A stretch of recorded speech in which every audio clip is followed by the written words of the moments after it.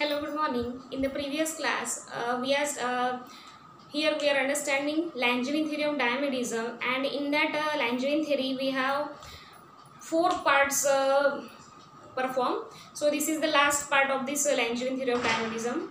So for that, in the previous class we have calculated equation, that is the r1 bar square is equals to 2 by 3 of r bar square.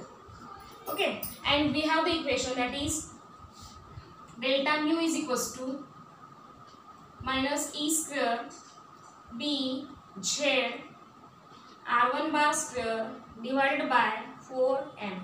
So this is the equation, means that is the total induced magnetic moment, already calculated in the previous class. So this is the equation, and here we have the term r1 bar square. So substituting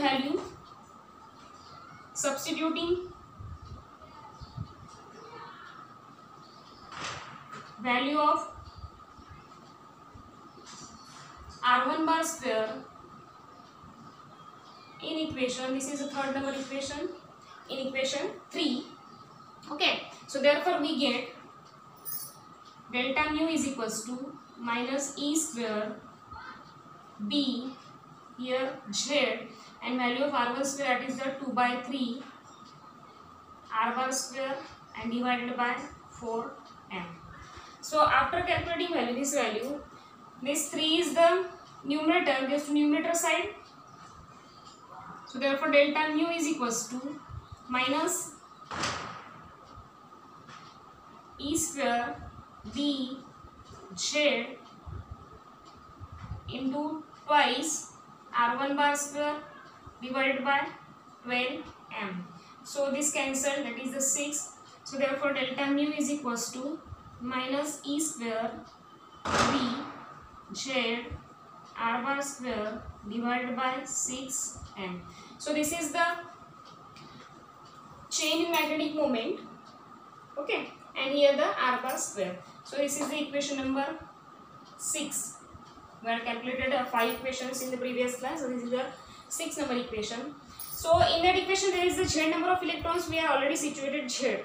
Okay, so if there are n atoms, if there are n atoms per unit volume, this is for the only z number of electrons. But if there are n atoms present per unit volume, the induced magnetic moment,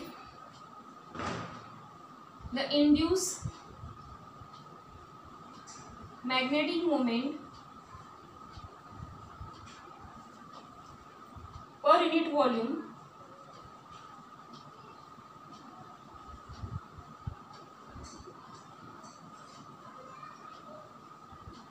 that is delta mu is equals to minus e square b z n, because there are n number of electrons, r bar square divided by 6m. Okay, so this is the equation, that is minus e square n b z n. Okay, so this is the total induced magnetic moment, delta mu only, but we have the induced magnetic moment per unit volume. So this delta mu is nothing but the m.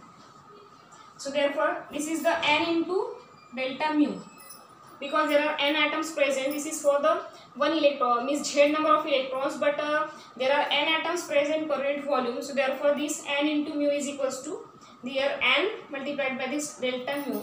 So this term can be written as the m, and this n is equals to minus n, writing first minus n, then z e square b r bar square divided by 6m. So this is m is the induced magnetic moment per unit volume. But we know that B is equals to mu 0 h. This we have the equation, this B is the magnetic field, and here mu 0 is the permeability of the substance in the free space. So therefore the diamagnetic susceptibility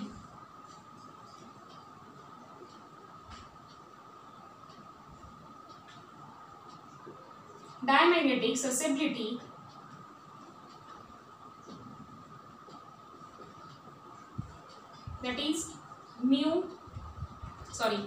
diamagnetic susceptibility denoted by the letter psi, and for diamagnetic material this psi for diamagnetic material is equals to mu 0 m divided by h. Mu 0 m divided by letter b. H is the magnetic field vector, we write here magnetic field B. So diamagnetic susceptibility per unit volume, this is the induced magnetic moment per unit volume. So this is also diamagnetic susceptibility per unit volume.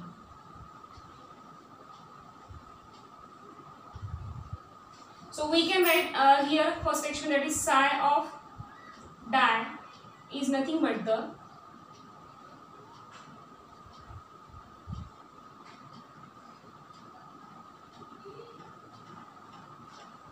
m by h. Okay, this is the m by h.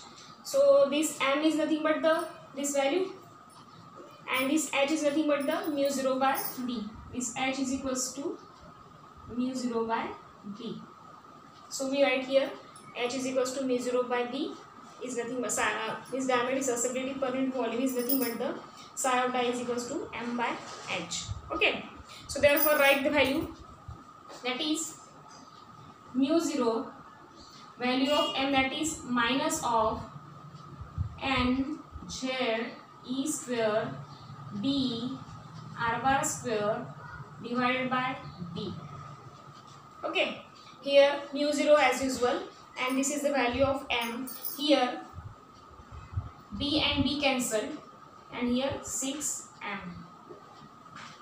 b cancel with each other, and we get that is susceptibility is equals to diamagnetic susceptibility is equals to minus of mu 0 n z e square r bar square divided by 6m. Okay, that is minus n mu 0 e square r bar square divided by 6m. So this is the expression for the diamagnetic susceptibility psi of the material. Okay, so the value of the susceptibility of diamagnetic substances is found to be the value of susceptibility for diamagnetic substances is found to be, that is psi of di is equals to 10 to the power minus 5, as we see in the characteristics of diamagnetic materials. So this susceptibility for diamagnetic substances is found to be 10 to the power 5, only 10 to the power 5. So it is also evident from the equation that susceptibility for the diamagnetic substances is independent of the strength of the applied magnetic field and the temperature of the substance. So see this equation.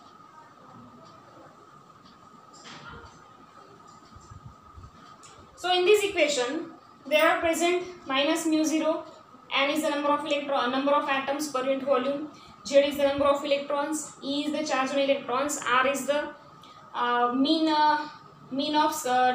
distance of the radius, m is the mass of the electron. So as these are so in this term there is no any consideration of the temperature and the b, because b cancel with each other. So this term means susceptibility for the diamagnetic substances is independent of the magnetic field and the temperature of the substance. Means the temperature which we use if we use diamagnetic substances, and here the expression for the diamagnetic substances, whatever the substance it may be, for example diamagnetic materials. So in that case there is no any consideration of temperature, also magnetic field. So that's why we can say that the susceptibility for diamagnetic substances is independent of the magnetic field and the temperature of the substance. Okay, so this is the total expressions. So as we see in the 5 parts, This is the very much important according to exam point of view. So that's why you take care and do understand exactly what I teach. Okay, so this is the most important expression. So in the next class we will see the Langevin theory for the paramagnetic substances or the paramagnetic materials. So be prepared well. Okay, thank you.